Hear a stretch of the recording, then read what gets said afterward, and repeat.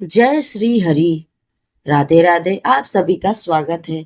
आज जेठ मास का 11वां दिन है। आज हम पुरुषोत्तम मास की कथा अध्याय 11 सुनेंगे। आइए इसके पहले सुनते हैं प्रथम पूज्य श्री गणेश जी की कथा।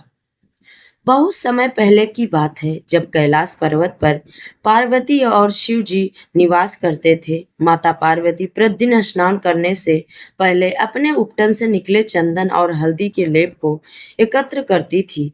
एक दिन माता ने उस लेप से एक सुंदर बालक का निर्माण किया और उसमें अपने प्राण फूंक दिए। वह बालक तेजस्वी था, उनकी आंखों में मासूमियत और चेहरे पर अद्भुत आभा थी। माता पार्वती ने उसे अपने हृदय से लगाया और कहा, पुत्र, आज से तुम मेरे द्वारपाल हो। जब तक मैं स्नान करूं तब तक किसी को भी अंदर मत आने देना। बालक ने हाथ जोड़कर माता की आज्ञा स्वीकार की और द्वार पर खड़ा हो गया। कुछ समय बाद भगवान शिव आए और भीतर जाने लगे। तभी उस समय बालक ने हाथ फैलाकर उन्हें रोक दिया और कहा, माता की आज्ञा के बिना कोई भीतर नहीं जा सकता। भगवान शिव ने समझाया कि वो इस गृह के स्वामी हैं, लेकिन बालक ने माता की आज्ञा को सर्वोपरि माना और शिव जी को रोकता रहा। धीरे धीरे वह गण और देवता एकत्र हो गए। सभी उस बालक के साहस को देखकर आश्चर्यचकित थे। भगवान शिव ने अपने गणों को आदेश दिया कि इसे हटाओ, लेकिन वह बालक अकेला ही सब पर भारी पड़ा। उसने नंदी और गणों को भी पराजित कर दिया। तब भगवान शिव ने क्रोधित होकर अपना त्रिशूल उठाया और एक ही प्रहार में बालक का सिर धड़ से अलग कर दिया। माता पार्वती बाहर आई और अपने पुत्र की दशा देखी तो वो विलाप करने लगी। उनका क्रोध इतना बढ़ा कि तीनों लोग कांप उठे। उन्होंने अपनी शक्तियों को प्रकट किया और कहा, यदि मेरे पुत्र को जीवित नहीं किया गया तो मैं संपूर्ण सृष्टि का विनाश कर दूंगी। देवता भयभीत हो गए। तब भगवान शिव ने तुरंत अपने गणों को आदेश दिया कि उत्तर दिशा में जो पहला जीव मिले उसका सिर ले आओ। गणों को एक विशाल हाथी का बच्चा मिला। वे उसका सिर लेकर आए। भगवान शिव ने उस सिर को बालक के धड़ से जोड़ दिया और उसे पुनर्जीवित कर दिया। तभी से उस बालक गजानन कहलाया। भगवान शिव ने उसे वरदान दिया कि संसार में किसी भी शुभ कार्य से पहले उनकी पूजा होगी और सभी देवताओं में उनसे प्रथम पूज्य माना जाएगा। इस प्रकार गणेश जी प्रथम पुत्र पूज्य बने। इसके बाद एक दिन देवताओं में यह प्रश्न उठा कि सबसे पहले पूजा का अधिकारी कौन है। तब भगवान शिव और माता पार्वती ने अपने दोनों पुत्रों कार्तिकेय और गणेश जी को बुलाया और कहा, जो 3 लोकों की परिक्रमा करके पहले लौट आएगा वही प्रथम पूज्य कहलाएगा। कार्तिकेय तुरंत अपनी मोर पर बैठे, लेकिन गणेश जी का वाहन मूषक छोटा था। वे शांत स्वभाव से अपने माता पिता के पास गए और उनकी 7 बार परिक्रमा की। जब उनसे पूछा गया कि उन्होंने ऐसा क्यों किया, तब गणेश जी बोले, माता पिता ही मेरे लिए तीनों लोक हैं। उनका परिक्रमा करने से समस्त संसार की परिक्रमा का फल मिल जाता है। उनकी बुद्धि से प्रसन्न होकर भगवान शिव और माता पार्वती ने उन्हें प्रथम पूज्य होने का वरदान दिया। तभी से हर पूजा और मंगल कार्य में सबसे पहले गणेश जी का स्मरण किया जाता है। एक बार महर्षि वैश्य ने महाभारत की रचना की निश्चय किया। वे चाहते थे कि इसका लेखक मिले जो बिना रुके उनकी वाणी को लिख सके। तब भगवान उन्होंने गणेश जी का स्मरण किया और गणेश जी प्रकट हुए। बोले, मैं यह कार्य करूंगा, लेकिन मेरी लिखनी एक बार चलने लगे तो रुकनी नहीं चाहिए। महर्षि व्यास ने कहा, ठीक है, किंतु आप भी प्रत्येक श्लोक का अर्थ समझकर ही लिखेंगे।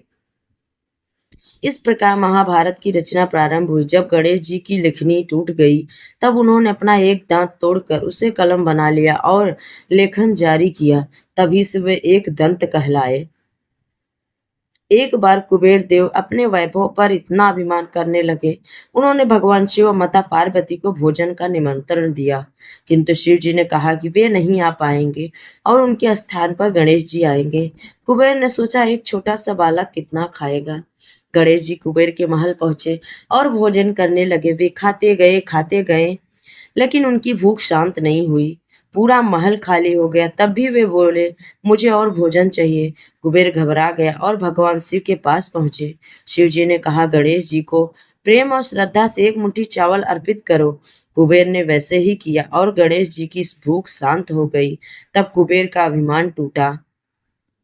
एक बार की बात है, चंद्रदेव को अपने सौंदर्य पर बहुत घमंड था। गणेश जी अपने वाहन मूषक पर बैठकर जा रहे थे।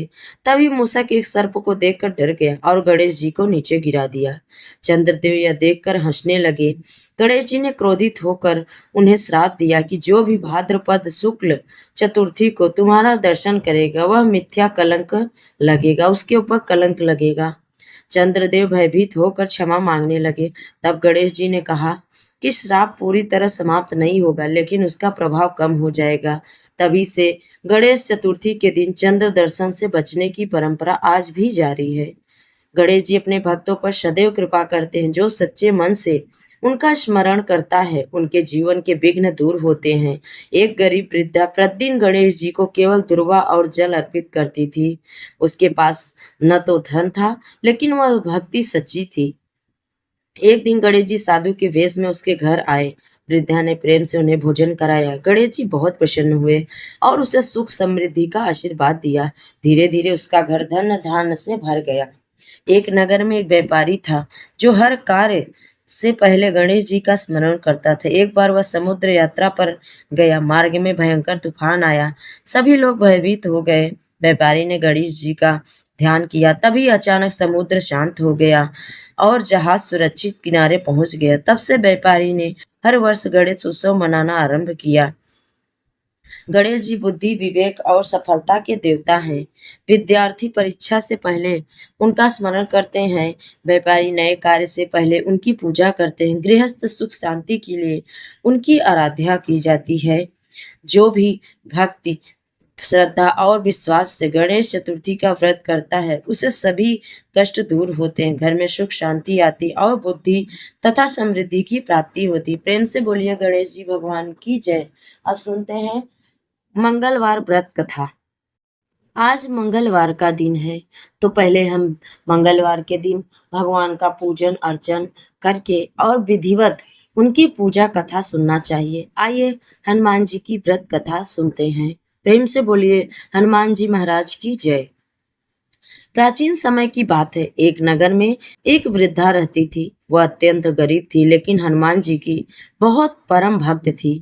वह प्रत्येक मंगलवार को व्रत रखती और पूरे नियम से पूजा करती थी। वह उस दिन न तो घर पर लीपती थी और न ही मिट्टी खोदती थी, क्योंकि उसने प्रण लिया था मंगलवार के दिन केवल भगवान का स्मरण करेगी। वृद्धा का एक पुत्र था जिसका नाम मंगलिया था। वह भी अपनी माता की तरह सरल और धर्मात्मा था। वृद्धा प्रतिदिन हनुमान जी को गुड़, चना और लाल फूल अर्पित करती और उनसे अपने पुत्र की रक्षा की प्रार्थना करती। एक दिन भगवान हनुमान ने उसकी परीक्षा की लेने का विचार किया। वे साधु का रूप धारण करके उनके घर पहुंचे और बोले, माता, मुझे बहुत भूख लगी है, भोजन बना दो। वृद्धा ने विनम्रता से कहा, महाराज, आज मंगलवार है, मैं जमीन नहीं लीप सकती। आप कृपा करके कोई दूसरा उपाय बताइए। साधु रूप में हनुमान जी बोले, यदि तुम अपने पुत्र की पीठ पर चूल्हा बनाकर भोजन बना दो तो मैं भोजन कर लूंगा। वृद्धा यह सुनकर घबरा गई, लेकिन उसने सोचा कि भगवान की इच्छा के बिना कुछ नहीं होता। उसने अपने पुत्र मंगलिया को बुलाया और सारी बात बताई। मंगलिया बोला, माता, आप चिंता मत करो। यदि साधु की सेवा से पुण्य मिलता है तो आप ऐसा ही करें। वृद्धा ने कांपते हाथों से अपने पुत्र को भूमि पर लिटाया और उसकी पीठ पर तवा रखकर रोटी बनाने लगी, लेकिन उसके मन में लगातार हनुमान जी का नाम चलता रहा। जब भोजन तैयार हो गया तब साधु ने प्रसन्न होकर कहा, माता, आपने पुत्र को बुलाओ। वृद्धा रोते हुए बोली, महाराज, वो तो जल गया होगा। तब साधु मुस्कुराए और बोले, तुम अपने पुत्र को पुकारो तो। वृद्धा ने जैसे ही मंगलिया को आवाज दी वह हंसता हुआ बाहर आ गया। उसके शरीर पर एक खरोच तक नहीं थी। तब साधु ने अपने दिव्य रूप प्रकट किया। वृद्धा समझ गई कि वे स्वयं हनुमान जी भगवान हैं। हनुमान जी बोले, माता, तुम्हारी भक्ति और विश्वास से मैं अत्यंत प्रसन्न हूँ। आज से जो भी श्रद्धा और नियम से मंगलवार का व्रत करेगा उसके सभी कष्ट दूर होंगे, उसके घर में सुख समृद्धि आएगी और मैं उसकी रक्षा करूंगी। यह सुनकर हनुमान जी अंतर्ध्यान हो गए। वृद्धा और उसका पुत्र आनंद से भर गए। उस दिन से पूरे नगर में मंगलवार व्रत की महिमा फैल गई। लोग श्रद्धा से व्रत रखने लगे और हनुमान जी की कृपा प्राप्त करने लगे। जो भक्त सच्चे मन से मंगलवार का व्रत करता है और मंगल हनुमान जी का स्मरण करता है, उसके जीवन के दुख दूर होते हैं, भय समाप्त होता है और घर में सुख शांति बनी रहती है। प्रेम से बोलिए बजरंग बली की जय। अब सुनते हैं पुरुषोत्तम मास की कथा, अध्याय 11।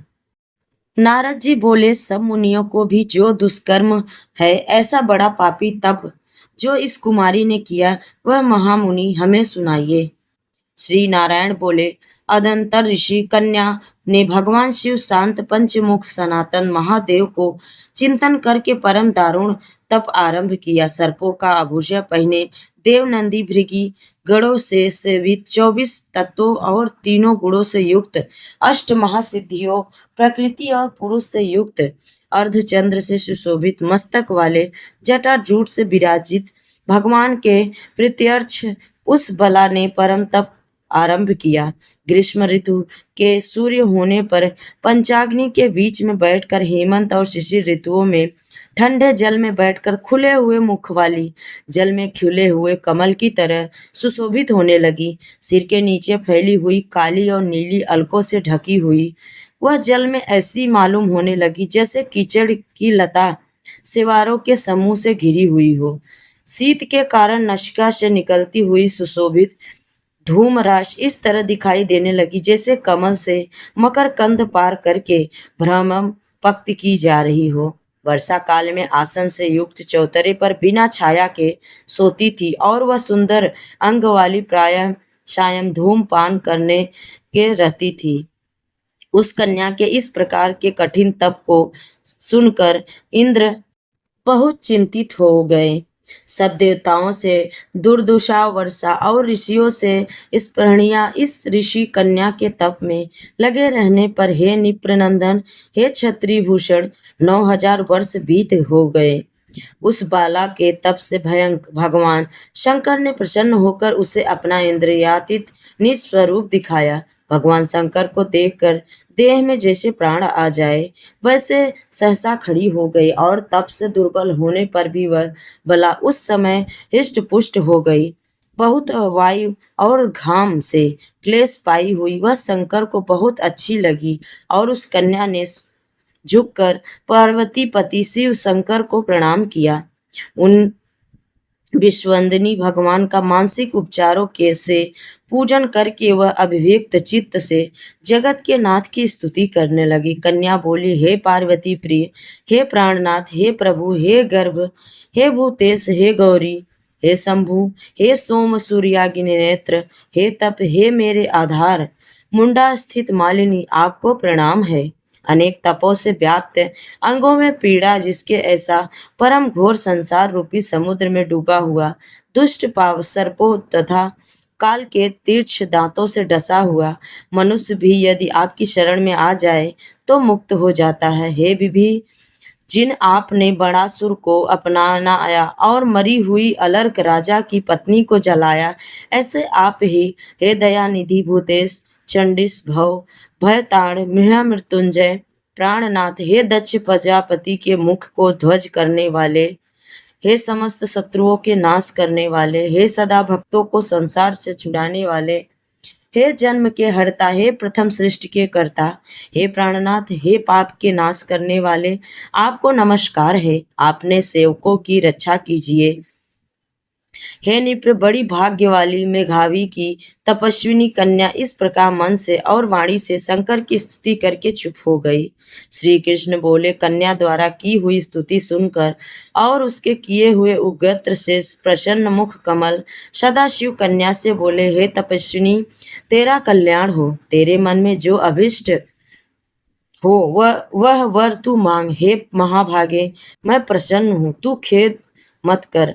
ऐसा भगवान शंकर का वचन सुनकर वह कुमारी अत्यंत आनंद हो प्राप्त हुई और हे राजन, प्रसन्न हुए सदाशिव से बोली, कन्या, हे दीनानाथ, हे दया सिंधे, यदि आप मेरे ऊपर प्रसन्न हैं तो हे प्रभु, मेरी कामना पूर्ण करने में देर न करे। हे महादेव, मुझको पति दीजिए, पति दीजिए, पति दीजिए। मैं पति चाहती हूँ, पति दीजिए। मैं हृदय में और कुछ नहीं सोचा है। वह ऋषि कन्या इस प्रकार महादेव से कहकर चुप हो गई। तब यह सुनकर महादेव जी उससे बोले, हे मुनि कन्या, तूने जैसे अपने मुख से कहा वैसा ही होगा, क्योंकि तूने 5 बार पति मांगा है। हे सुंदरी, तेरे 5 पति होंगे और वे पांचों वीर, सर्वधर्मिता, सज्जन, पर सत्य पराक्रमी, यज्ञ करने वाले, अपने गुणों से प्रसिद्ध, सत्य प्रसिद्ध, जितेंद्री, तेरा मुख देखने वाले, सभी क्षत्रिय और गुणवान होंगे। श्री कृष्ण ने बोल, न तो अधिक प्रिय न तो अधिक अप्रिय। ऐसे महादेव के वचन को सुनकर बोलने में चतुरा कन्या झुककर बोली, बाला, हे गिरिजाकांत सदाशिव, संसार में एक स्त्री का एक ही पति होता है। आप 5 पति का वर देकर लोक में मेरी हंसी ना कराए। एक स्त्री 5 पति वाली न देखी गई है और न सुनी गई है। हाँ, एक पुरुष की 5 स्त्रियां तो हो सकती हैं। हे शंभु, हे कृपानिधि, आपकी सेविका मैं 5 पतियों वाली कैसे हो सकती हूँ? आपको मेरे लिए ऐसा कहना उचित नहीं है। आपकी सेविका होने के कारण जो लज्जा मुझे हो रही है वह आप अपने को ही समझिए। कन्या का यह वचन सुनकर शंकर जी उससे बोले, हे धीरू, इस जन्म में तुझे पति सुख नहीं मिलेगा। दूसरे जन्म में जब तू तपोबल से बिना योनि के उत्पन्न होगी तब पति सुख को भोग कर तदंतर परम पद को प्राप्त होगी, क्योंकि मेरी प्रिय मूर्ति दुर्वासा का तूने पहले अपमान किया है। हे शुभ्रु, यह दुर्वासा यदि क्रोध करें तो तीनों भुवनों को जला सकते हैं। सो तूने अभिमानवश ब्रह्म तेज का मर्दन किया है। जिस अधिमास को भगवान कृष्ण ने अपना ऐश्वर्य दे दिया, उस भगवान के प्रिय पुरुषोत्तम मास का व्रत तूने नहीं किया। मैं ब्रह्मा से लेकर सब देवता, नारद से लेकर सब तपस्वी जिसकी आज्ञा सदा मानते चले आए हैं, हे भले उसकी आज्ञा कौन उल्लंघन करता है? लोक पूजित पुरुषोत्तम मास की दुर्वासा की आज्ञा से तूने पूजा नहीं की। हे मूढ़े, द्विजात में इसीलिए तेरे 5 पति होंगे। पुरुषोत्तम के अनादर करने से अब अन्यथा नहीं हो सकता है। जो उस पुरुषोत्तम की निंदा करता है वह रोक नरक का भोगी होता है। पुरुषोत्तम का अपमान करने वाले को विपरीत ही फल होता है। यह बात कभी अन्यथा नहीं हो सकती है। पुरुषोत्तम के जो भक्त हैं वो पुत्र, पौत्र और धन वाले होते हैं और वे इस लोक को और परलोक की सिद्धि को प्राप्त हुए हैं, प्राप्त होंगे और प्राप्त होते रहे हैं। और हम सब देवता लोग भी पुरुषोत्तम की सेवा करने वाले हैं। जिस पुरुषोत्तम मास में व्रतादि से पुरुषोत्तम शीघ्र ही प्रसन्न होते हैं, उस सेवा करने योग्य मास को ही सुमध्य हम लोग कैसे न भजे। उचित समय अनुचित विचार की चर्चा करने वाले अनुकरणीय जो मुनि हैं, उन अति उत्कृष्ट श्रेष्ठ तपस्वी पुरुषों का वचन कैसे मिथ्या हो सकता है? कहो, इस प्रकार कथन करते हुए भगवान नीलकंठ शीघ्र ही अंतर ध्यान हो गए और वह वाला युद्ध से भ्रष्ट मृगी की तरह चकित सी हो गई। सूर्य जी बोले, हे मुनीश, रेखा सदृश चंद्रमा से युक्त मस्तक वाले सदाशिव जब उत्तर दिशा के प्रति चले गए, तब वृत्रासुर को मारकर जैसे इंद्र को चिंता हुई थी, उसी प्रकार मुनिराज की कन्या को चिंता बाधा करने लगी। ये रही आज पुरुषोत्तम मास की कथा। आगे की कथा हम कल के वीडियो में सुनेंगे। अगर आप सभी को कथा अच्छी लगे तो लाइक, शेयर और चैनल को सब्सक्राइब जरूर करें। कमेंट में जय लक्ष्मी नारायण जरूर लिखें। जय श्री हरि।